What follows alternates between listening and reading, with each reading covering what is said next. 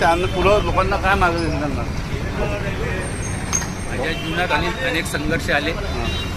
अनेक संघर्षांमुळे माझ्या मुलांचे शिक्षण सगळ्यांचे याच्याशिवाय मी जास्ती जबाबदारीने समाज कल्याण की माझ्याकडून जमलं ते मी केलं.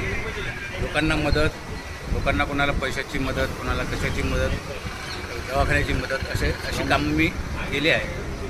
बाकी माझं जीवन सरळ साधं गेलेलं जीवन आहे.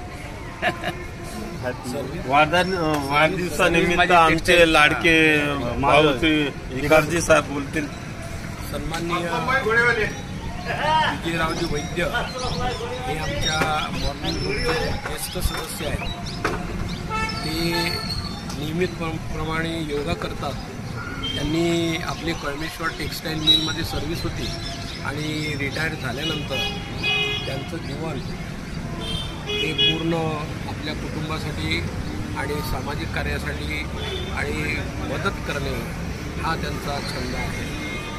ते या प्रसंगी मी त्यांना मॉर्निंग ग्रुपतर्फे आणि माझ्यातर्फे हार्दिक शुभेच्छा देतो.